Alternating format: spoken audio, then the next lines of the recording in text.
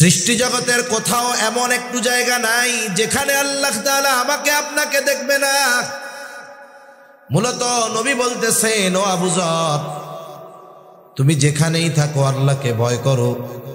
আমাদের জন্য শিক্ষণীয় বিষয় হলো, বলেন তো, আমরা অনেক সময় মন্দ কাজ, পাপের কাজ থেকে মানুষের ভয়ে বেঁচে থাকি। একটা খারাপ কাজ করতে চাচ্ছি, দেখি যে আমার পরিচিত জন, বন্ধু বান্ধব আসতেছে, আমার পরিবারের লোক আসতেছে, বাবা আসতেছে, বাবা দেখে ফেলবে, জেনে ফেলবে, এই ভয়ে পাপ কাজটা করি না। কিন্তু ওই ভয়টা আল্লাহ তাআলার ব্যাপারে আমাদের নাই, যে আমি আপনি যেখানেই থাকি না কেন, যেই পাপ করি না কেন, দুনিয়ার কেউ না দেখলেও যিনি সর্ব অবস্থায় দেখেন তিনি কে? আল্লাহ তাআলাকে ভয় করে সকল প্রকার পাপাচার অনাচার থেকে বেঁচে থাকতে পারলেই মুত্তাকি হওয়া যায়। শুধু তাই না, বড় আবেদ হওয়ার জন্য মানুষের অনেক ইবাদত করা লাগে না। আমরা তো মনে করি ইবাদত করলে আবেদ, আর নবী বলেন না, গুনাহ থেকে বাঁচলে সে বড় আবেদ।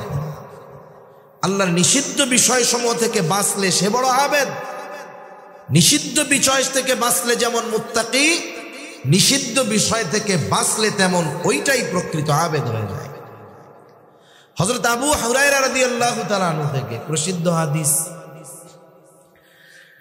রাসূল আকরাম সাল্লাল্লাহু আলাইহি ওয়াসাল্লাম নবীজির সামনে সাহাবায়ে কেরাম বসা, নবীজি হঠাৎ করে বলতেছেন, মাইয়াখুদু আন্নি হাউলাইল কালিমাত ফায়ামালু বিহিন্না আও ইউআল্লিমু মান ইয়ামালু বিহিন।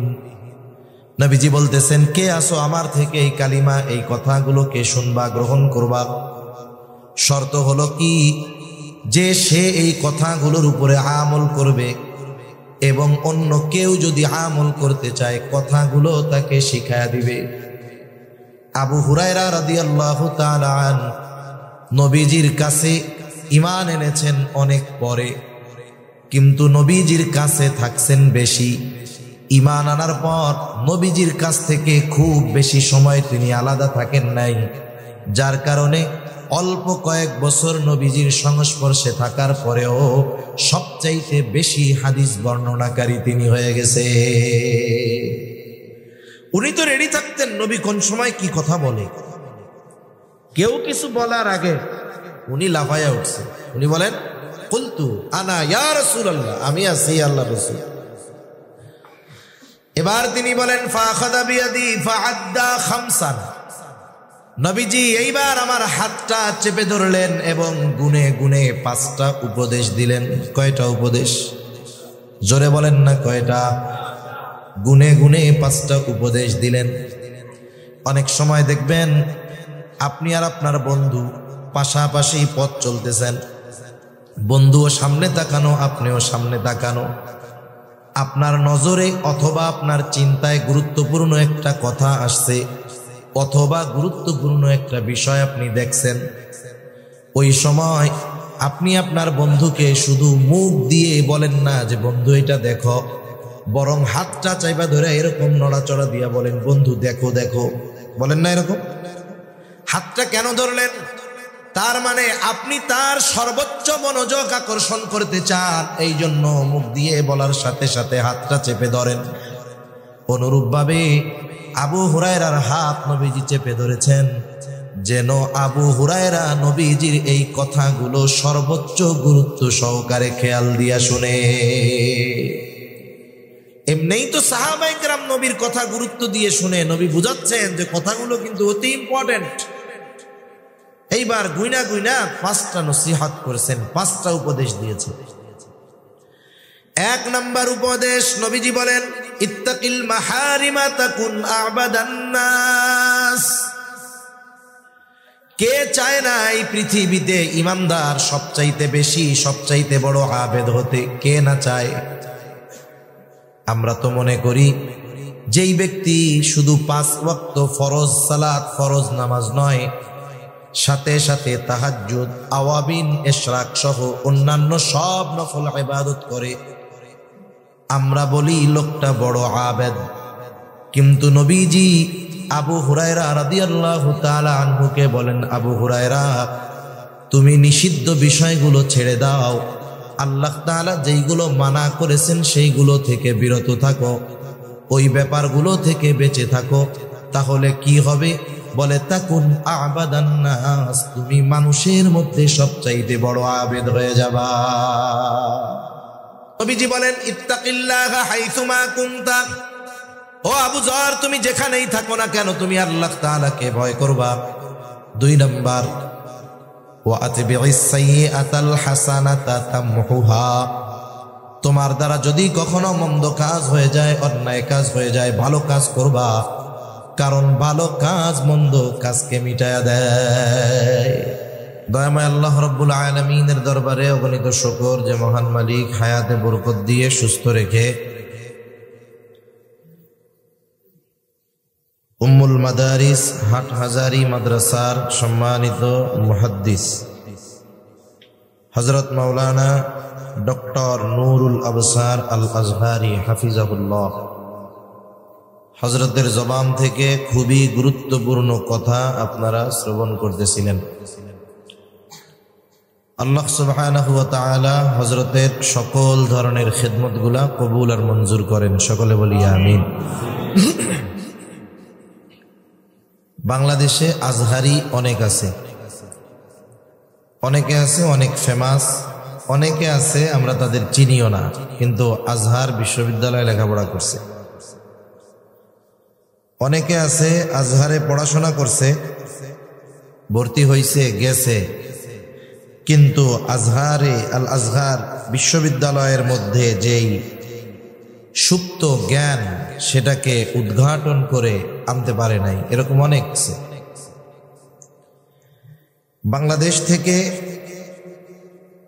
জামিয়া আজহারে যারা কৃতিত্বের সাথে পরিপূর্ণ লেখাপড়া শেষ করেছে, আমাদের দেশ থেকে গিয়ে যারা আজহারে ভর্তি হয়, আমরা যেমন বাচ্চাদের লেখাপড়া করার শুরুতে কোথায় ভর্তি করাই? নুরানিতে, প্রাইমারিতে, তাই না? আজহারে গিয়ে যারা অনার্সে ভর্তি হয়, অনার্স লেভেলে, ওই জায়গায় হলো তারা প্রাইমারি বা এই নুরানির ছাত্র। এবং 95% বললে ভুল হবে না, কাছাকাছি ওই 3-4 বছর থেকে নামের পরে আজহারি লকবটাকে বৈধ করে এরপরে দেশে চলে আসে। দেশে আইসা অমক আজহারি তমক আজহারি, এরকম অভাব নাই। আজহার থেকে পরিপূর্ণ যারা লেখাপড়া শেষ করছে বাংলাদেশের অল্প কয়েকজন, তার মধ্যে আমাদের ডক্টর নুরুল আবসার আল আজহারি হাফিজাহুল্লাহ একজন। অনেকে আমরা মনে করি মাদ্রাসায় পড়াই তো আমাকে মতো মোল্লা টোল্লা হইব। আল্লাহ তাআলা হযরতকে দ্বীনি জ্ঞান যেমন দিছেন, জাগতিক জ্ঞানেরও আলহামদুলিল্লাহ একটা চূড়ায় পৌঁছানোর তৌফিক আল্লাহ তাআলা হযরতকে দিয়েছেন। আমরা দোয়া করি আল্লাহ তাআলা হযরতের মাধ্যমে বিশেষ করে বাংলাদেশের সাথে সাথে গোটা মুসলিম উম্মার বড় বড় খেদমত আল্লাহ তাআলা হযরতের মাধ্যমে নিবেন ইনশাআল্লাহ। আমরা হযরতের জন্য দোয়া করব। আমি আপনাদের খেদমতে পবিত্র কোরআনুল কারীম থেকে 2 জায়গা থেকে তিলাওয়াত করেছি ও রাসূল আকরাম সাল্লাল্লাহু আলাইহি ওয়াসাল্লামের 2টা হাদিস আপনাদের খেদমতে পাঠ করেছি। আল্লাহ তাআলার কাছে তৌফিক চাই, আল্লাহ তাআলা অল্প সময়ের মধ্যে কিছু কথা বলার তৌফিক দান করেন, যে কথাগুলো আমাদের সবার দুনিয়া এবং আখিরাতের জন্য কল্যাণকর হয়, সকলে বলি আমিন। এই যে দ্বীনি মাহফিলগুলোর মাধ্যমে আমরা শুধু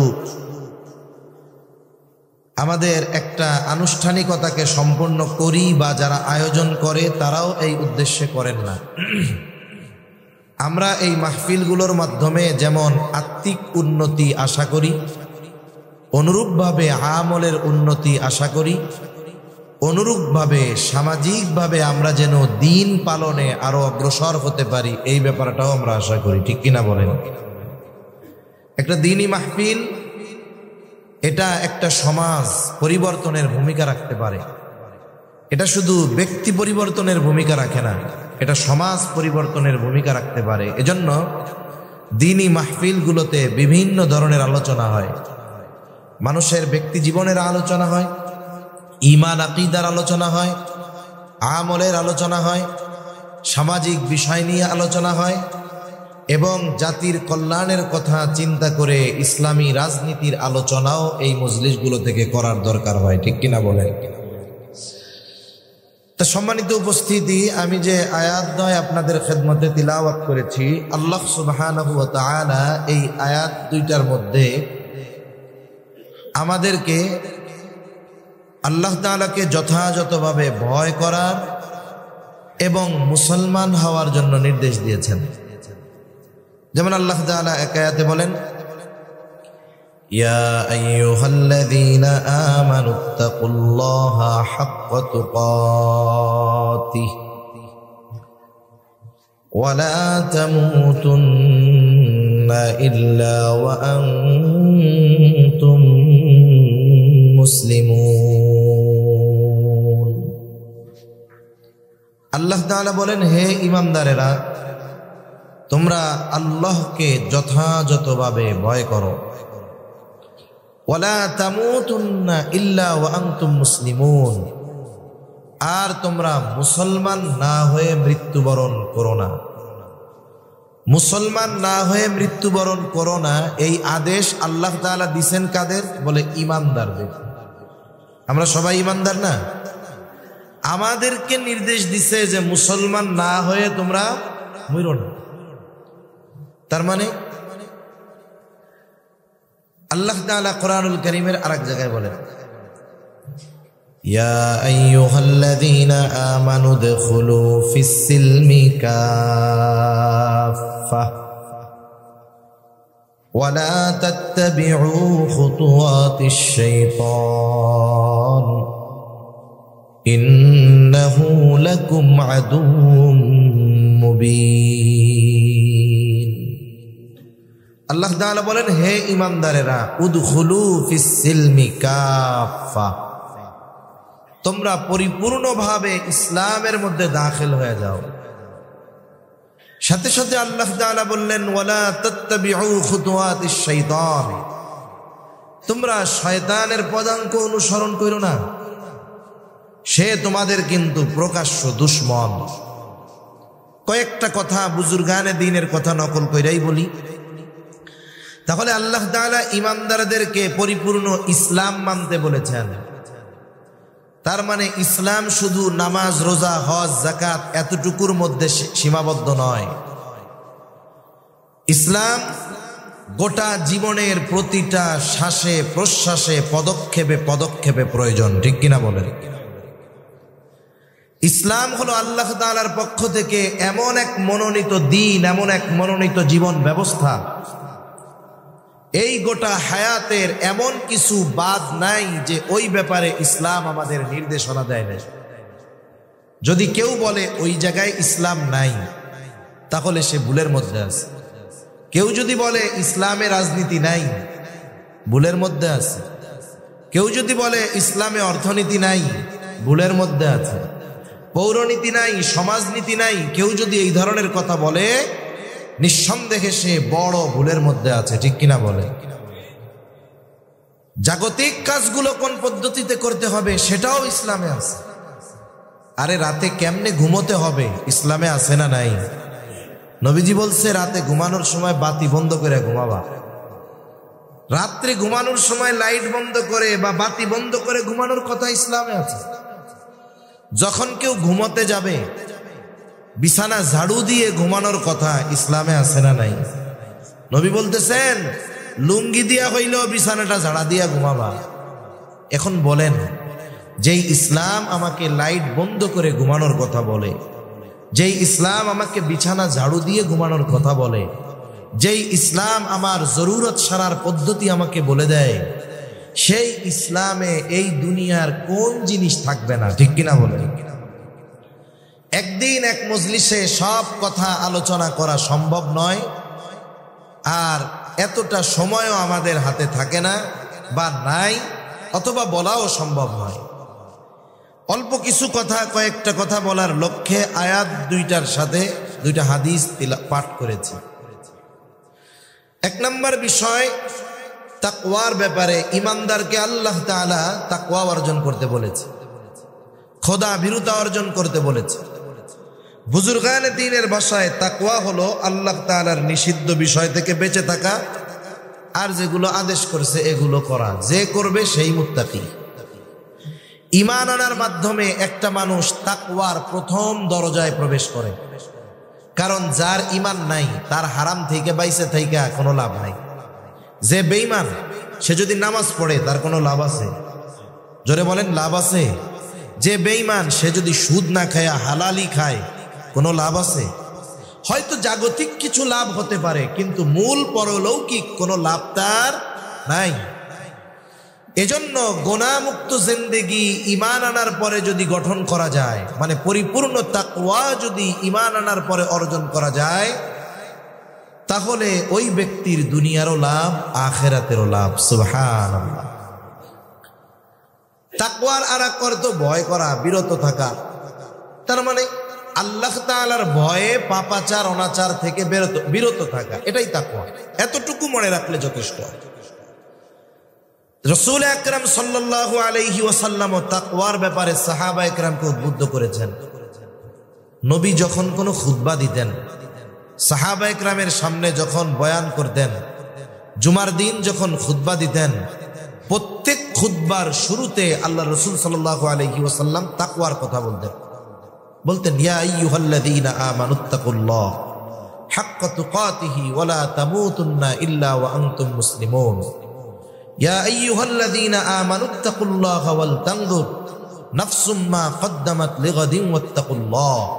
তার মানে নবীজি যখন সাহাবা একরামকে ওয়াজ করতেন তখনই তাকওয়ার কথা বলতেন। এমন কোন ওয়াজ নাই যেই ওয়াজে নবীজি তাকওয়ার কথা বলেন নাই। সুবহানাল্লাহ বলেন। অথচ বাস্তব জীবনে আমাদের মধ্যে তাকওয়া নাই বললেই চলে। যে হাদিস দ্বয় আপনাদের খেদমতে তিলাওয়াত পাঠ করেছি, হাদিসের মধ্যে আল্লাহর রাসূল সাল্লাল্লাহু আলাইহি ওয়াসাল্লাম বলেন, ইত্তাকিল্লাহা হাইসুমা কুনতা। হযরত আবু যর রাদিয়াল্লাহু তাআলা আনহু নবীজির সাথে ছিলেন। আবু যর রাদিয়াল্লাহু তাআলা আনহু নবীজির সাথে একা, তিনি বলতেছেন, ক্বালা লি রাসূলুল্লাহ সাল্লাল্লাহু আলাইহি ওয়াসাল্লাম।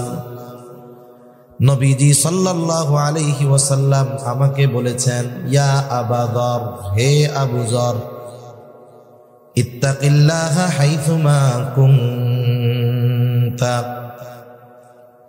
আবু যর, তুমি যেখানেই থাকো না কেন আল্লাহ তাআলাকে ভয় করবা। 2 নাম্বার, ওয়া আতবি'is সাইয়্যাতাল হাসানাতা তামহুহা।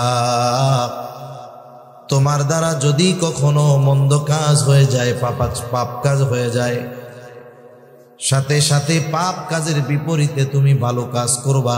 কি হবে?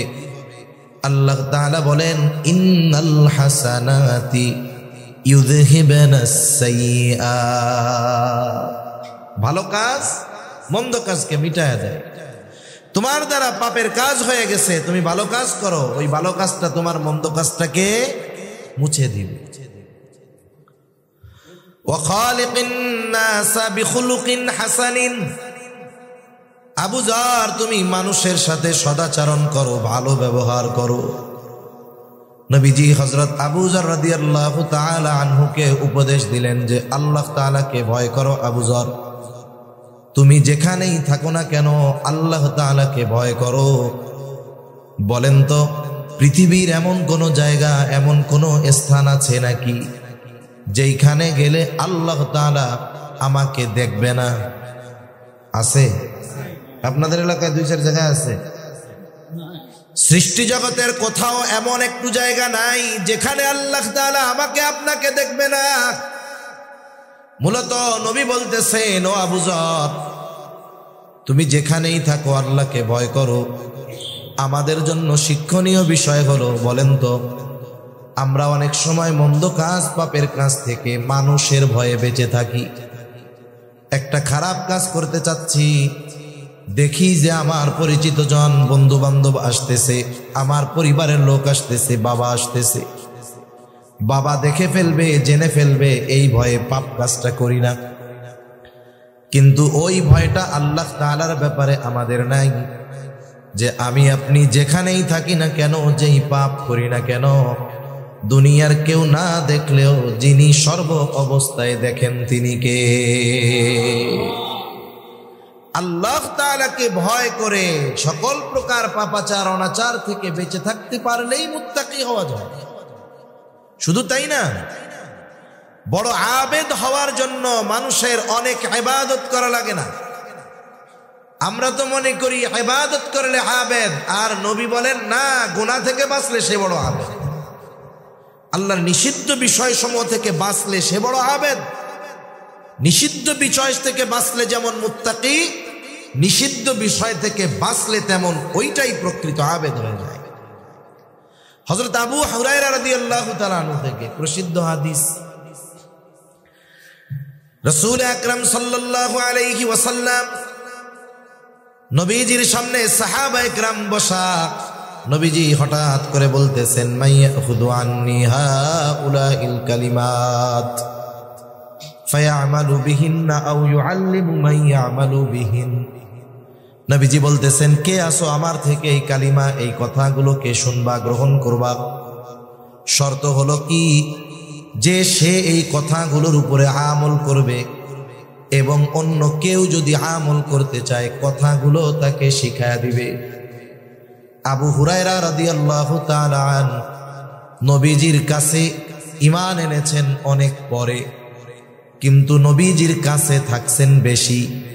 ঈমান আনার পর নবীজির কাছ থেকে খুব বেশি সময় তিনি আলাদা থাকেন নাই, যার কারণে অল্প কয়েক বছর নবীজির সংস্পর্শে থাকার পরেও সবচাইতে বেশি হাদিস বর্ণনাকারী তিনি হয়ে গেছে। উনি তো রেডি থাকতেন নবী কোন সময় কি কথা বলে। কেউ কিছু বলার আগে উনি লাফায়া উঠছে, উনি বলেন, কুলতু আনা ইয়া রাসূলুল্লাহ, আমি আছি আল্লাহর রাসূল। এবার তিনি বলেন, ফাখাযা বিয়াদি ফাআদ্দা খামসান। নবীজি এইবার আমার হাতটা চেপে ধরলেন এবং গুনে গুনে 5টা উপদেশ দিলেন। কয়টা উপদেশ? জোরে বলেন না কয়টা? গুনে গুনে 5টা উপদেশ দিলেন। অনেক সময় দেখবেন আপনি আর আপনার বন্ধু পাশাপাশি পথ চলতেছেন, বন্ধুও সামনে তাকানো, আপনিও সামনে তাকানো, আপনার নজরে অথবা আপনার চিন্তায় গুরুত্বপূর্ণ একটা কথা আসছে অথবা গুরুত্বপূর্ণ একটা বিষয় আপনি দেখছেন। ওই সময় আপনি আপনার বন্ধুকে শুধু মুখ দিয়ে বলেন না যে বন্ধু এটা দেখো, বরং হাতটা চাইবা ধরে এরকম নড়াচড়া দিয়া বলেন, বন্ধু দেখো দেখো। বলেন না এরকম? হাতটা কেন ধরলেন? তার মানে আপনি তার সর্বোচ্চ মনোযোগ আকর্ষণ করতে চান, এই জন্য মুখ দিয়ে বলার সাথে সাথে হাতটা চেপে ধরেন। অনুরূপভাবে আবু হুরায়রার হাত নবীজি চেপে ধরেছেন, যেন আবু হুরায়রা নবীজির এই কথাগুলো সর্বোচ্চ গুরুত্ব সহকারে খেয়াল দিয়া শুনে। এমনিই তো সাহাবায়ে কেরাম নবীর কথা গুরুত্ব দিয়ে শুনে, নবী বুঝাচ্ছেন যে কথাগুলো কিন্তু অতি ইম্পর্টেন্ট। এইবার গুইনা গুইনা 5টা নসিহত করেছেন, 5টা উপদেশ দিয়েছেন। 1 নাম্বার উপদেশ, নবীজি বলেন, ইত্তাকিল মাহারিমা তাকুন আবাদান নাস। কে চায় না এই পৃথিবীতে ইমানদার সবচাইতে বেশি, সবচাইতে বড় আবেদ হতে? কে না চায়? আমরা তো মনে করি যেই ব্যক্তি শুধু 5 ওয়াক্ত ফরজ সালাত, ফরজ নামাজ নয়, সাথে সাথে তাহাজ্জুদ, আওয়াবিন, ইশরাক সহ অন্যান্য সব নফল ইবাদত করে, আমরা বলি লোকটা বড় আবেদ। কিন্তু নবীজি আবু হুরায়রা রাদিয়াল্লাহু তাআলা আনহুকে বলেন, আবু হুরায়রা, তুমি নিষিদ্ধ বিষয়গুলো ছেড়ে দাও, আল্লাহ তাআলা যেইগুলো মানা করেছেন সেইগুলো থেকে বিরত থাকো, ওই ব্যাপারগুলো থেকে বেঁচে থাকো, তাহলে কি হবে? বলে, তাকুন আবাদান নাস, তুমি মানুষের মধ্যে সবচাইতে বড় আবেদ হয়ে যাবা। ইত্তাকিল মাহারিম, নিষিদ্ধ বিষয় থেকে বিরত থাকো। তাকওয়ার থেকে কথা শব্দটা আসছে। তাকওয়া শব্দের এক অর্থ বিরত থাকা। কিসের থেকে? বলে পাপের থেকে, আল্লাহ যা মানা করছে তার থেকে। এখন বলেন তো, একজন আল্লাহ তাআলার নিষিদ্ধ বিষয় থেকে বেঁচে থাকে না, সে যত বেশি ইবাদত করুক না কেন, নিজেকে নিজে আবেদ ভাবতে পারে, কিন্তু আল্লাহ তাআলার তালিকায় ওই ব্যক্তি আবেদ হতে পারে না। সেজন্য আমাদের সকল প্রকার নিষিদ্ধ পাপাচার, আল্লাহ তাআলা যা নিষিদ্ধ করেছেন তা থেকে বেঁচে থাকতে হবে। আমল কম হোক, যদি আমি গুনার থেকে বেঁচে থাকতে পারি, ওইগুলোই আমার কাজে লাগবে। হাদিসের মধ্যেও রাসূলুল্লাহ সাল্লাল্লাহু আলাইহি ওয়াসাল্লাম আরো জানায় দিয়েছেন যে আল্লাহ তাআলার কাছে অল্প আমল হলেও সেটা কবুল হয়ে যায় যদি ইখলাস ঠিক থাকে। হযরত ইখলাসের ব্যাপারেও হয়তো কিছু কথা বলেছিলেন। নবীজিও বলেন, আখলিস দীনাকা ইয়াকফিকাল আমালুল কলিল, তোমার নিয়ত খাঁটি করো, অল্প আমল নাজাতের জন্য যথেষ্ট হয়ে যাবে। কেউ এ কথা বলতে পারবে না নবীজিও কখনো বেশি ইবাদতের কথা বলছে, আল্লাহ বেশি ইবাদতের কথা বলছে, কেউ বলতে পারবে না। বরং আল্লাহ তাআলা তো কোরআনে সুন্দর ইবাদতের কথা বলছে। আল্লাহ তাআলা বলেন, আল্লাযী খালাকাল মাউতা ওয়াল হায়াতা লিয়াবলুয়াকুম আইয়ুকুম আহসানু আমালা। আল্লাহ তাআলা বলেন, তিনি মৃত্যু এবং জীবনকে সৃষ্টি করেছেন কেন? বলে লিয়াবলুয়াকুম, তোমাদের পরীক্ষা করার জন্য। জিজ্ঞাসা যদি করা হয় আল্লাহ কি পরীক্ষা? বলে আইয়ুকুম আহসানু আমালা, পরীক্ষাটা হলো তোমাদের মধ্যে কার আমল কত সুন্দর। আল্লাহ বলেন নাই যে আইয়ুকুম আকসারু আমালা, যে তোমাদের মধ্যে কে কত বেশি আমল করে। তার মানে আল্লাহ তাআলা সুন্দর আমল চান। এখন যেই ব্যক্তি ভালো কাজও করে, ইবাদত করে, গুনাহও করে, সে আবেদ হইতে পারে নাই। ভালো কাজও করে, পাপও করে। এই পাপ করার কারণে তার ভালো কাজের সৌন্দর্যটা নষ্ট হয়ে যায়। মনে করেন একবারে ধবধবা সাদা একটা জামা, ওই জামার মধ্যে 2-3টা কালা দাগ মেরে দিলে কেমন লাগবে? জামার সৌন্দর্য পুরো শেষ। এই জন্য পাপ ইবাদতের সৌন্দর্যকে নষ্ট করে দেয়।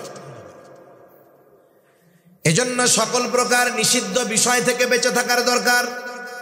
সেটা ব্যক্তিগত বিষয় হতে পারে, সামাজিক বিষয় হতে পারে, রাষ্ট্রীয় বিষয় হতে পারে। আসলে অনেক সময় হারাম কাজগুলোকে আমরা আনন্দের উপলক্ষ বানায় নেই, ঠিক কিনা বলেন? হারাম কাজকে আনন্দের উপলক্ষ বানিয়ে নেয়। তার মানে যারা হারাম কর্মগুলোকে আনন্দ উদযাপনের উপলক্ষ বানিয়ে নিয়েছে, তার মানে ওই হারাম কাজের অঘোষিত বৈধতা তারা প্রদান করেছে। নাচ গান, গান বাদ্য আপনাদের সমাজে তো আলহামদুলিল্লাহ নাই। জোরে বলেন না, আছে? প্রচুর পরিমাণ আছে। এখন তো অনেক জায়গায় সাধারণ ছোটখাটো অনুষ্ঠানেও অর্ধ উলঙ্গ নারী আর শিল্পী এনে না গাওয়াইলে না নাচাইলে ভালো লাগে না। আছে না নাই বলেন? আছে, অভাব নাই। বিবাহ অনুষ্ঠানে নাচ গান, ডেক সেট বাজানো, বেপরদা কর্মকাণ্ড, এগুলো সমাজের মানুষ এখন কোনো পাপই মনে করে না, সাধারণ কাজ মনে করে। যেই মাইকে ওয়াজ হচ্ছে ওই মাইকেই দেখা যাবে পরের দিন গান বাজতেছে। যেই শ্রোতা এখানে ওয়াজ শুনছে দেখা যাবে আগামীকাল রাত জেগে কোথাও তারা গানের অনুষ্ঠানেও আছে। জোরে বলেন। দেখা যাবে অনেক জায়গায় যেই আয়োজকেরা তাফসীর মাহফিলের আয়োজন করছে, দেখা যাবে ওই আল্লাহর বান্দারাই পহেলা বৈশাখে আবার গানের আয়োজন করে বসে আছে। আছে না নাই? মনে রাখতে হবে এগুলো ভালো কাজ না। একেবারে সব ধরনের পাপ থেকে আমাদের বেঁচে থাকা দরকার। পাপ আমাদের আমলের সৌন্দর্য নষ্ট করে দেয়। 10 মণ দুধ নষ্ট হওয়ার জন্য 10 মণ গরুর প্রস্রাব লাগে না, এর 1 কাপও লাগবে না। 10 মণ দুধের মধ্যে যদি ঢাইলা দেওয়া হয় দুধ নষ্ট হয়ে যাবে। এজন্য আমাদের উচিত আমাদের ইবাদতগুলোকে, আমাদের জীবনকে পাপাচার মুক্ত রাখা। রাসূল আকরাম সাল্লাল্লাহু আলাইহি ওয়াসাল্লাম সেই জন্য জানিয়ে দিলেন, উদ্দেশ্য আবু হুরায়রাকে কইরা বলতেছে ঠিক, কিন্তু শিক্ষা গোটা উম্মতের জন্য, যে তোমরা নিষিদ্ধ বিষয় থেকে বাঁচো, সবচাইতে বড় আবেদ হয়ে যাইতে পারবা। জান্নাতে যাওয়ার জন্য অনেক ইবাদতের প্রয়োজন হয় না। আমি আপনাদের বেশি ইবাদত করতে নিরুৎসাহিত করতেছি তা নয়, বরং আমার মূল উদ্দেশ্য হলো ইবাদত বেশি করেন, তবে যেন পাপাচার আমাদের দ্বারা না হয়। আপনি আমি তলা ছিদ্র রেখে, বালতির তলা ছিদ্র রেখে পানি যদি ভরপুর করি, পানি থাকবে? আর যদি কলসির তলা ছিদ্র না থাকে, ভালো থাকে, যেটুকু রাখবো ততটুকুই থাকবে। কিন্তু যদি তলা ছিদ্র থাকে, পানি ভরে রাখবো সকালে, বিকাল হতে হতে পানি কলসি খালি হয়ে যায়। আমি এই গুনাহ নামক ছিদ্রটা বন্ধ করতে বলতেছি। যদি আমরা এটারে বন্ধ করতে পারি, যতটুকু করব ততটুকু থাকবে, ঠিক কিনা বলেন? মুসনাদে আহমদে একটা হাদিস আসছে, একবার না একাধিকবার। রাসূল আকরাম সাল্লাল্লাহু আলাইহি ওয়াসাল্লাম একদিন ফজরের নামাজের পূর্ব মুহূর্তে হঠাৎ করে তিনি বলতেছেন, এখন যেই ব্যক্তি দরজা দিয়ে ঢুকবে সে জান্নাতি। বর্ণনাটা আব্দুল্লাহ ইবনে আমর ইবনুল আস রাদিয়াল্লাহু তাআলা আনহু থেকে আসছে। এইবার এই কথা বলার পরে সবার নজর দরজার দিকে, কোন আল্লাহর বান্দা দরজা দিয়ে ঢুকে। দেখলো এক ব্যক্তি দরজা দিয়ে ঢুকছে, এখনো অজুর পানি তার দাড়ি বেয়ে বেয়ে পড়তেছে। আর এক বর্ণনার দ্বারা মোটামুটি বোঝা যায় যে ওই ব্যক্তি ছিলেন হযরত সাদ রাদিয়াল্লাহু তাআলা। প্রথম দিন অতিবাহিত হলো, পরে আরেকদিন নবীজি পরের দিন বলে, এখন যেই ব্যক্তি দরজা দিয়ে ঢুকবে সে জান্নাতি। ফজরের পূর্বে সবার নজর দরজার দিকে, কে সেই সৌভাগ্যবান ব্যক্তি যে এখন দরজা দিয়ে ঢুকবে। তাকায় দেখে বিগত দিন যে ব্যক্তি ঢুকছে যেই অবস্থায়, আজকেও সে সেই অবস্থায় ঢুকছে। পরবর্তী দিন আবার একই সময় নবীজি বলেন, এখন যেই ব্যক্তি দরজা দিয়ে ঢুকবে সে জান্নাতি। সবার নজর দরজার দিক, কে সৌভাগ্যবান ব্যক্তি। তাকায় দেখলো বিগত 2 দিন যেই ব্যক্তি যেই অবস্থায় প্রবেশ করেছে, আজকেও ওই ব্যক্তি একই অবস্থায় দরজা দিয়ে প্রবেশ করতেছে। এক ব্যক্তির ব্যাপারে নবীজি পরপর 3 দিন জান্নাতের সংবাদ দিয়েছেন। সেই বেটা যে জান্নাতি, এই খবর নবী মুখ দিয়া বলার আগে আরশে আজিমের মালিকের সিগন্যাল ছিল কি ছিল না? তার মানে সে জান্নাতি, কোনো সন্দেহ নেই। হাদিস বর্ণনাকারী বলেন, পরপর 3 দিন এই ঘোষণা তার ব্যাপারে। আমি চিন্তা করলাম কি এমন স্পেশাল আমল ওই ব্যক্তি করে যার জন্য নবীজি তার ব্যাপারে এমন ঘোষণা দিলেন।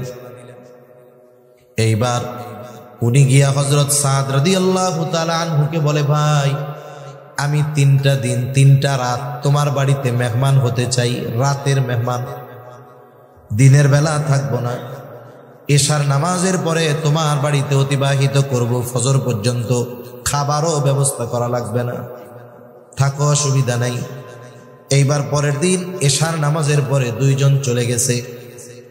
আমাদের গ্রাম অঞ্চলে এক সময় ছিল প্রত্যেক বাড়িতে ভেতরের ঘরের সাথে সাথে একটা ঘর থাকতো, কাছারি ঘর কইতো আর কি। আপনাদের কি বলে জানি না, কাছারি ঘর, কাছারি না? মেহমান টেহমান আসলে ভেতর বাড়িতে আর যাওয়া লাগতো না, ওই কাছারি ঘরের পাশেই বাথরুম, মেহমান আসবে চলে যাবে। আগের মানুষ সহজ সরল ছিল, তারা এত স্টাইলিস্ট বোরখা পরতো না, কিন্তু অরিজিনাল পর্দা নিশিন তারা ছিল, ঠিক কিনা বলেন? ভেতরে ঢুকতে পারতো না, ওই কাছারি ঘরে থাকতে দিছে, থাকেন আপনি ঘুমান। উনি কি ঘুমাইতে গেছে নাকি? উনি তো দেখতে গেছে রাতে কি ইবাদত করে। খেয়াল করলো হযরতে সাদ ঘরে ঢুকছেন, একটু পরে বাতি নিভায়া দিয়া ঘুমায় পড়ছে, ঘুমায় গেছে, শুয়ে পড়েছে, ঘুমায় গেছেন। আর উনি সারা রাত জেগে জেগে পাহারা দিচ্ছেন কখন উঠে আর কি আমল করে। অপেক্ষা করতেছে, রাত অতিবাহিত হয়ে ফজরের আজানের আওয়াজ কানে চলে আসলো, কোনো খবর নাই। আজানের পরে দেখে আল্লাহর বান্দা ঘুম থেকে উঠছে চোখ ডলতে ডলতে। এইবার জরুরত ছেড়ে অজু করে সব হাজত ছেড়ে মসজিদের দিকে রওনা হয়ে গেছে। চিন্তা করে সারা রাত তো ঘুমাইলো, কোনো ইবাদত দেখলাম না। পরের দিন আবার সারা রাত জাগ না, দেখে বাতি নিভাইয়া ঘুমায় গেছে, আর কোনো খবর নাই। উঠছে গিয়া একবারে ফজরের ওয়াক্তর পরে, ফজরের আজান দেওয়ার পরে। দ্বিতীয় দিনে কি অবস্থা, চিন্তা করে কি ব্যাপার। স্পেশাল আমলগুলা তো যারা আহলুল্লাহ বুজুর্গানে দিন রাতের আধারে নীরবে নিভৃতে তারা তাদের গোপন আমলগুলা করে, কইরে 2 দিন হয়ে গেল দেখি শুধু ঘুমায়। চিন্তা করে কোনো ব্যক্তি যদি ধারাবাহিক আমল করে, ইচ্ছাকৃতভাবে পর পর 3 দিন সে আমল বাদ দিতে পারে না। সম্ভবত জাকারিয়া রহমাতুল্লাহি আলাইহির ব্যাপারে পড়ছিলাম বেশ আগে, সম্ভবত যতদূর আমার মনে পড়তেছে, এটা আবৃত্তির মধ্যে। উনি দৈনিক কিছু সময় লিখতেন, নাম ভুল হইতে পারে, কিন্তু মূল উদ্দেশ্য যেটা সেটা বলতেছে। দৈনিক একটা নির্দিষ্ট সময় উনি লিখতেন। ওনার লেখা কিতাব প্রায় 100-র কাছাকাছি। এত বড় একজন শাইখুল হাদিস, কত খেদমত করছে, এরপরে এতগুলা লেখছে। ওনারা যা লেখা গেছে তা আমাদের হায়াতে পড়া সম্ভব না। লিখছেন, উনি লিখতেছেন। সম্ভবত হুসাইন আহমদ মাদানী রহমাতুল্লাহি আলাইহি ওই টাইমটাতে ওনার বাসায় আসছে। এখন লেখার সময় অন্যান্য সবার ক্ষেত্রে উনি একরকম ছিলেন, আব্দুল কাদের রায়পুরী রহমাতুল্লাহি আলাইহি আর হুসাইন আহমদ মাদানী রহমাতুল্লাহি আলাইহির ব্যাপারে ওনার নিজাম আর একরকম ছিল। যত কাজ থাক, ব্যস্ততা থাক, এই 2 আল্লাহর বান্দা আসলে উনি ওনার সবকিছু বাদ দিয়ে ওনাদের খেদমতে দেখেন। হুসাইন আহমদ মাদানী রহমাতুল্লাহি আলাইহি বুঝতে পারছে ওনার মধ্যে কোনো অস্বস্তি কাজ করতেছে, জিজ্ঞাসা করছে কি অবস্থা, কি হয়েছে। তখন উনি বলছেন যে দৈনিক এই সময় আমি কিছু লেখি, এখন এই সময়টা পার হচ্ছে, আমার লেখা হইতেছে না, আমার মধ্যে অস্থিরতা কাজ করতেছে। উনি লেখার স্থানে গিয়ে বসে 2-1 কলম লিখে আসছেন, এই পর্যন্ত ওনার অস্থিরতা দূর হয় নাই। সুবহানাল্লাহ। তাহলে যেই ব্যক্তি ধারাবাহিক আমল করে, পর পর 3 দিন তার আমল বাদ যাবে, এটা তো হইতে পারে না। তাইলে মনে হয় তৃতীয় রাত্রে আমার কাঙ্ক্ষিত যেই উদ্দেশ্য সেটা সফল হবে। তৃতীয় দিন আবার এশার নামাজের পরে তিনি দেখলেন ঘুমায় গেছে, আর তিনি সারা রাত অপেক্ষা করতেছেন, এই বুঝি উঠে, এই বুঝি আমলটা দেখি। সারা রাত পার হয়ে গেল, ফজরের আজানের পরে ঘুম থেকে উঠলেন। 3 দিন দেখলেন এশার নামাজের পরে ঘুমায়, ফজরের আজান দিলে ঘুম থেকে উঠে, স্পেশাল কোনো আমল পাইলাম না। এইবার আর উৎসুক মনকে তিনি থামায় রাখতে পারলেন না, যায় বলতেছে, ভাই তোমার বাড়িতে 3টা রাত অবস্থান করার কারণ এমনটা নয় যে আমার বাড়িতে বিছানা টিছানা কিচ্ছু নেই, বরং তোমার বাড়িতে 3 রাত অবস্থান করার কারণ এর আগে পরপর 3 দিন ফজরের নামাজের পূর্বে নবীজি হঠাৎ ঘোষণা করেছেন যেই ব্যক্তি এখন দরজা দিয়ে ঢুকবে সে জান্নাতি। আমরা সবাই নজর দিয়ে তাকায় আছি কোন ব্যক্তি ঢুকে। নবীজির এই ঘোষণার পর পরপর 3 দিন যেই ব্যক্তি দরজা দিয়ে প্রবেশ করেছে তুমি হলা সেই ব্যক্তি। নবী তোমার ব্যাপারে বলেছে তুমি জান্নাতি, কোনো সন্দেহ নাই। কি দেখতে আইছিলাম কি আমল করো রাত জায়গা, তা কিছুই তো দেখলাম না। এইবার হযরত সাদ রাদিয়াল্লাহু তাআলা আনহু বলেন, নবীজি যদি আমার ব্যাপারে এমন ঘোষণা দিয়ে থাকেন তো আলহামদুলিল্লাহ, তবে তুমি যেই আশায় রাত্র যাপন করেছো এমন কোনো কিছু আমার নাই। তবে একটা জিনিস, আমি তো অন্যান্য যেগুলো করণীয় সেগুলো অবশ্যই করি, বর্জনীয় বিষয়গুলো থেকে বেঁচে থাকি। অতিরিক্ত একটা কাজ আমি রাতে বিছানায় যাওয়ার আগে করি, তা হলো আমাকে যারা কষ্ট দিয়েছে আমি সকল আল্লাহর বান্দাকে রাতের বেলা ক্ষমা করে এরপরে বিছানায় যাই। এখন বলেন, আমাদের দেশে যদি কেউ তাহাজ্জুদ না পড়ে তারে আমরা আল্লাহর ওলি বলতে রাজি নাই। আমি তাহাজ্জুদ পড়ার ব্যাপারে নিরুৎসাহিত করতেছি না, মূল উদ্দেশ্য কি? গুনাহ থেকে বাঁচা। তাহাজ্জুদ না পড়লে আমরা তারে আবেদ বলতে রাজি নাই। কারামত না দেখলে আল্লাহর ওলি বলতে রাজি নাই। ওই যে এক ঘটনা আছে না, এক খাদেম থাকছে, এক আল্লাহর ওলির খেদমতে এক যুগ পার হয়ে গেছে, এখন বাড়িতে যাইব। এখন যাওয়ার সময়ও ওর মনের মধ্যে এই বিশ্বাস আসে নাই যে এই ব্যক্তি আল্লাহর ওলি। কেন? সে প্রশ্ন করতেছে, হুজুর আপনি কেমন আল্লাহর ওলি বুঝলাম না, 12 বছর থাকলাম, একটা কারামতিও আপনি দেখাইতে পারলেন না, আপনি কেমন আল্লাহর ওলি? হ্যাঁ, এবার আল্লাহর বান্দা বলে, বেটা বিগত 40 বছর আমার কোনো সুন্নাত ছুটে নাই, এর চাইতে বড় কারামত আর কি হইতে পারে? বিগত 40 বছর আমার দ্বারা গুনাহ সংগঠিত করার নাই আল্লাহ, এর চাইতে বড় কারামত আর কি হইতে পারে? তার মানে আমাদের ক্ষেত্রে কারামত বা আল্লাহর ওলির সংজ্ঞা, আমাদের ক্ষেত্রে আবেদের সংজ্ঞা, এগুলো আমাদের মন মতো। ইসলামী শরীয়তের পরিভাষায় প্রকৃত আবেদ আর আল্লাহর ওলি যারা, তাদেরকে আমরা মানতে রাজি নাই। আল্লাহর ওলি কি হবে? ঘোড়ার পিঠে উঠতে হবে, সাপড়ে চাবুক বানাইতে হবে, নইলে এটা কি আল্লাহর ওলি হইতে পারে? যায় নামাজের উপর দিয়ে আকাশে উড়ে বেড়াইতে হবে, নইলে কি আল্লাহর ওলি হইতে পারে? এই চিন্তাধারা আমাদের বাদ দিতে হবে। তো এক কথা থেকে আর এক দিকে চলে যাচ্ছি। তাহলে মূল বিষয় হলো, নবীজি বললেন নিষিদ্ধ বিষয় থেকে বাঁচো। তার মানে আল্লাহ যা নিষেধ করেছে সেটা থেকে বাঁচো, করণীয় বিষয়টা করলেই তুমি প্রকৃত আবেদ হয়ে যেতে পারবা। সুবহানাল্লাহ। যেহেতু হাদিসটা পাঠ করেছি, নবীজির কথাগুলো বইলা দেই। 2 নাম্বার, নবীজি বলেন ইত্তাকিল মাহারিমা তাকুন আ'বাদান নাস ওয়া আরদা বিমা কাসামাল্লাহু লাকা তাকুন আগনান নাস। আমরা সবাই ধনী হওয়ার প্রতিযোগিতার মধ্যে আছি। প্রাচুর্যতা আমাদের কেমন ভাবে পেয়ে বসেছে, কে কার চাইতে বড় বাড়ি বানাবে, কে কার চাইতে বড় সুন্দর বানাবে, কে কার চাইতে বড় সুন্দর বাড়ি বানাবে, কে কার চাইতে বড় দামি গাড়ি কিনবে। এই প্রাচুর্যের মোহ আমাদেরকে এমন ভাবে পেয়ে বসেছে, যার অনেক গাড়ি বাড়ি তাকে আমরা আসল ধনী মনে করি। এই বাংলাদেশে সবচাইতে বড় ধনী যারা, শত শত ইন্ডাস্ট্রির মালিক যারা, আপনি তাদের কাছে গিয়ে জিজ্ঞাসা করেন যে বসুন্ধরা গ্রুপের মালিক আপনার কি খবর, যমুনা গ্রুপের মালিক আপনার কি খবর, এস আলম গ্রুপের মালিক আপনি কি খবর, দেখবেন এই দেশের সবচাইতে বড় ঋণ খেলাপি হলো এরা। পত্রিকায় আসছে দেশের সব টাকা তো এস আলমেই নিয়ে গেছে গা। তাইলে যে এত ঋণ, সে কোনোদিন ধনী হইতে পারে? কথা বুঝেন নাই মনে হয়। যে ঋণ, ধনী হইতে পারে না। আসল ধনীকে, যে তার চাহিদার দরজাকে বন্ধ করে দিতে পারছে, আসল ধনী হইল এটা। এই জন্য নবীজি সাল্লাল্লাহু আলাইহি ওয়াসাল্লাম বলেন ওয়া আরদা বিমা কাসামাল্লাহু লাক। আল্লাহ তাআলা তোমার জন্য যা নির্ধারিত করেছেন, যতটুকু তোমার জন্য নির্ধারিত করেছেন, অতটুকুর উপরেই তুমি সন্তুষ্ট থাকো। কি হবে? নবীজি বলেন তাকুন আগনান নাস, মানুষের মধ্যে সবচাইতে বড় ধনী হয়ে যাবা। আর প্রকৃতপক্ষে ধনীর সংজ্ঞা হলো যে স্বল্পে তুষ্টতা অর্জন করতে পারে। আল্লাহ যা দিছে আলহামদুলিল্লাহ, এইটা হলো আসল ধনী।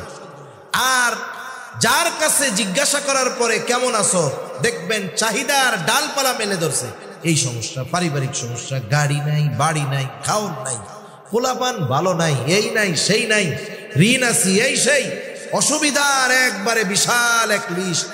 ওই বেটা যদি কোটি টাকার মালিক হয়, ও আসলে ধনী হইতে পারে নাই। এজন্য আমরা আল্লাহ তাআলার কাছে স্বল্প তুষ্টতা কামনা করি। আর একটা বিষয় হলো, মানুষের নজর যদি উপরের দিকে থাকে, সে কোনোদিন মনের দিক দিয়ে ধনী হতে পারে না। আর নবীজি বলেন আল গিনা গিনান নাফস, অন্তরের ধনী হলো আসল ধনী। যার অন্তর তুষ্ট স্বল্পে, এই বেটাই হলো প্রকৃত ধনী। মনে করেন আপনার 2 তলা সুন্দর একটা বাড়ি আছে। এখন আপনার 2 তলা সুন্দর বাড়ির পাশে 20 তলা একটা বিল্ডিং হয়েছে। প্রথমে খালি আপনার 2 তলাটা ছিল, আশেপাশে বিল্ডিং নাই। আপনার কত ভাল লাগতো যে এলাকার সবচাইতে সুন্দর উঁচু বাড়িটা আমার, পাশে যখন 20 তলা একটা বাড়ি হবে, এখন কেমন লাগবে? 20 তলা বাড়ির ছাদ থেকে 2 তলাকে লাগবে পাবলিক টয়লেটের মতো। এখন আপনি যদি আপনার 2 তলার ছাদের উপর থেকে 20 তলার দিকে তাকান, মাথার টুপি উল্টে উড়ে যাবে এরকম, মনে আর শান্তি নাই। এজন্য উচিত হলো আমরা যেই অবস্থানে আছি এই অবস্থানে আল্লাহর শুকরিয়া আদায় করে নিচের দিকে তাকানো। উপরের দিকে যখন তাকাবো তখন চাহিদার পাহাড় আমার দিকে চলে আসবে। আপনি ওইটা বাদ দিয়ে নিচের দিকে যদি তাকান, 2 তলা বাড়ির মালিক, যে আমার তো 2 তলা একটা বিল্ডিং আছে, কিন্তু আমার প্রতিবেশীর টিনেরও ঘর নাই, সে পলি দিয়ে কেমন করে বাঁশ দিয়ে কত কষ্ট করে আছে, তার শীতেও কষ্ট গরমেও কষ্ট। আর আল্লাহ তাআলা আমাকে 2 তলা বাড়ি দিয়েছে, বাড়ির মধ্যে এসি লাগানো আছে, গরমেও আরাম শীতেও আরাম। এই জন্য যতক্ষণ না আমরা আল্লাহ তাআলার দেওয়া নির্ধারিত বস্তুর উপরে পরিপূর্ণ সন্তুষ্ট না হব, আত্মার ধনী যতক্ষণ না হব, তার মানে স্বল্পে তুষ্টতা যতক্ষণ অর্জন না করব, আর চাহিদার নজরকে যতক্ষণ আমার অবস্থান থেকে নিচের দিকে না দিব, হাজারো কোটি টাকার মালিকও আমি আপনি যদি হয়ে যাই, আল্লাহর কসম আমি আপনি প্রকৃত ধনী হতে পারবো না। নবীজি শখ আঁকতেছেন, শখ আঁকছেন, শখ আইকা বুঝাইতেছেন, দাগ কিছু ভিতরে রাখছেন শখের আর বাইরে দিয়ে দিছেন, কিছু দিছেন বাইরে, একটা দিয়ে দিছেন ভিতরে। কি বুঝাইতে চান? যে বুঝাইতে চাচ্ছেন বনি আদমের চাহিদা আশা তার হায়াত যতটুক তার চাইতে অনেক বেশি। আর এক হাদিসের মধ্যে নবীজি বলেন, বনি আদমের পেট কবরের মাটি ছাড়া ভরবে না। সে যদি স্বর্ণে পরিপূর্ণ একটা জমিন পেয়ে যায় আর একটা পাওয়ার আকাঙ্ক্ষা করবে, তার পেটটাও ভরবে না যতক্ষণ না সে কবরের মাটি তার পেটের মধ্যে যাবে। এজন্য মূলত স্বল্পে তুষ্ট যারা, আল্লাহ তাআলা যতটুকু দিয়েছেন এতটুকু নিয়ে যারা সন্তুষ্ট থাকে, এই লোকগুলোই প্রকৃত ধনী হতে পারে। এদের আর সম্পদের আশায় অন্তরের মধ্যে কষ্ট লাগে না, এরা অন্যান্য চিন্তা করে না, এরা হতাশায় ভুগে না, চাহিদার সমুদ্রে আবুল ভুগায় না। এরপরে নবীজি সাল্লাল্লাহু আলাইহি ওয়াসাল্লাম বলেন, ও আহসিন ইলা জারিকা তাকুম মুমিনা।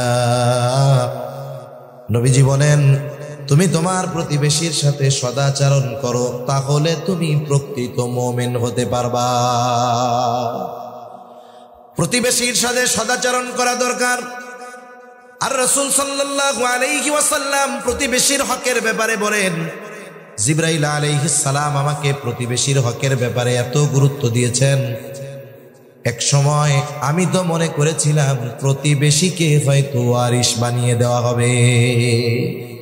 আর আমাদের দেশে সবচাইতে বড় দুশমন থাকে প্রতিবেশী। কেউ যদি একটু প্রভাব প্রতিপত্তিশালী হয়, আত্মীয় স্বজন যদি ক্ষমতাধর থাকে, বড় নেতা থাকে, তাহলে এই ক্ষমতাধর আত্মীয় স্বজনের পরিচয়কে ব্যবহার করে প্রতিবেশীর উপরে জুলুম করে। আছে না নাই? অভাব নাই।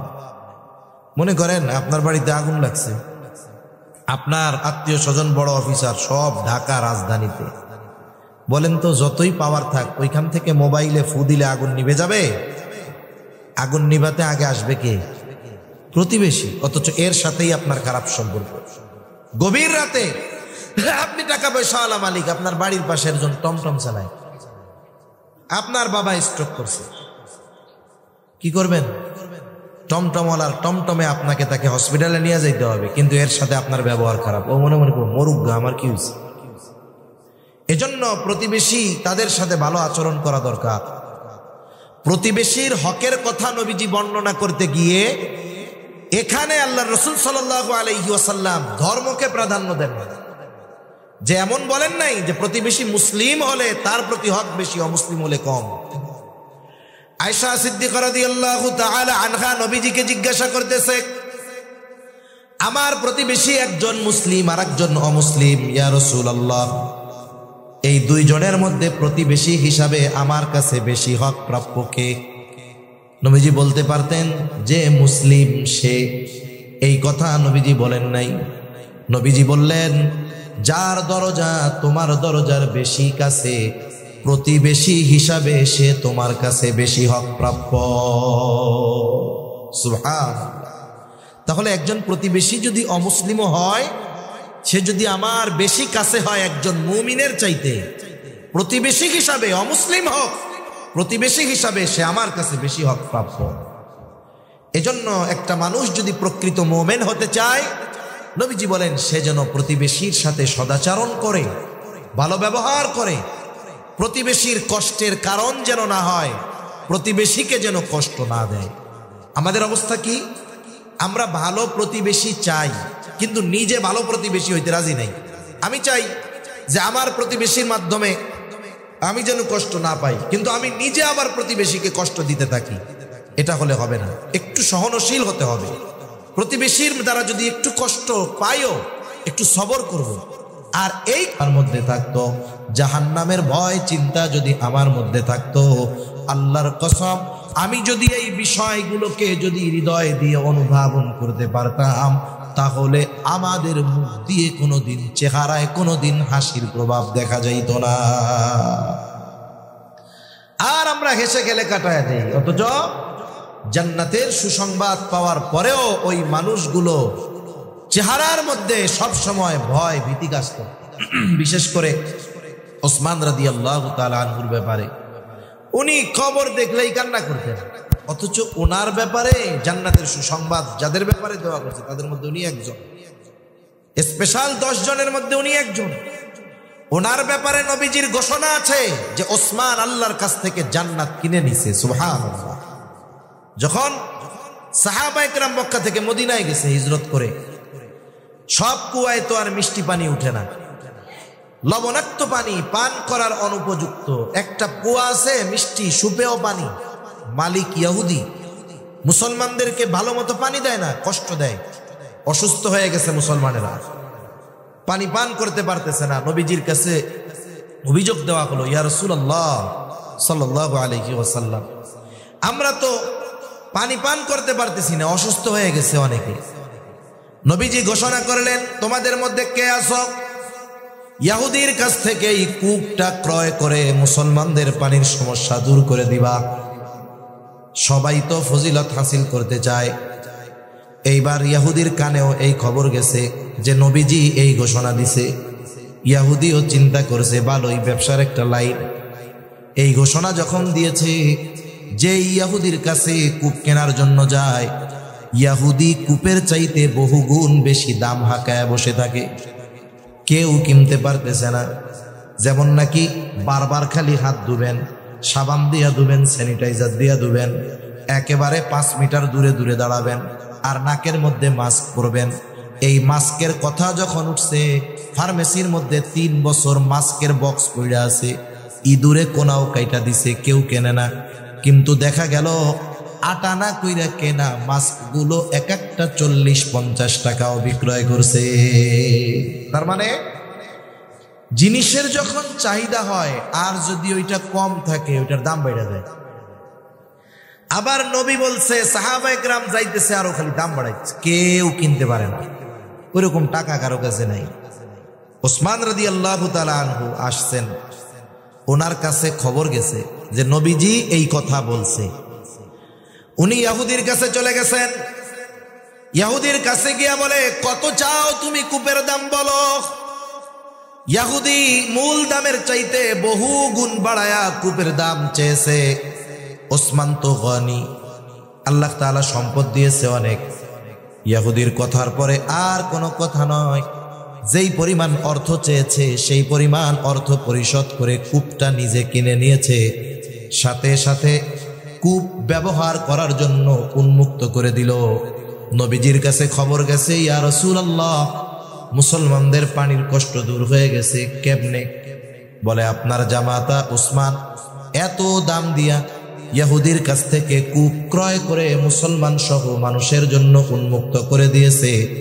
নবীজি তখন বলতেছে, শোনো, উসমান ইহুদির কাছ থেকে কূপ কিনে নাই, বরং উসমান আল্লাহ তাআলার কাছ থেকে জান্নাত কিনে নিয়েছে। এই ধরনের মানুষগুলাও কবরের কথা চিন্তা করে কান্না করতেন, কিন্তু আমাদের অবস্থা কি? আমাদের কান্নার খবর নেই। এজন্য হাসতে হাসতে আমাদের দিল শেষ। আবার হাসির বিষয় যদি আসে, হাসতেও তো হবে সুন্নাত তরিকায়। হ হ করে অট্ট হাসি হাসা যাবে না। তাবাসসুমান, নবীজি হাসতেন মুচকি হাসি, এটা নবীজির সুন্নাত। তাহলে এই হাদিস থেকে শিখলাম কি? পাপ ছাড়বো তাইলে আবেদ হওয়া যাবে, যা আছে তাতে সন্তুষ্ট থাকলে ধনী হওয়া যাবে, প্রতিবেশীর সদাচরণের মাধ্যমে প্রকৃত মুমিন হওয়া যাবে, নিজের পছন্দ যদি অন্যের জন্য পছন্দ করি তাহলে প্রকৃত মুসলমান হওয়া যাবে, আর যদি হাসি কমিয়ে কান্না বাড়াতে পারি মৃত কলব জিন্দা হয়ে যাবে। এবার আসেন শেষ কথার দিকে যাই। আরেকটা হাদিস বলতেছিলাম, নবীজি বলেন ইত্তাকিল্লাহা হাইসুমা কুনতা, ও আবু যর তুমি যেখানেই থাকো না কেন তুমি আল্লাহ তাআলাকে ভয় করবা।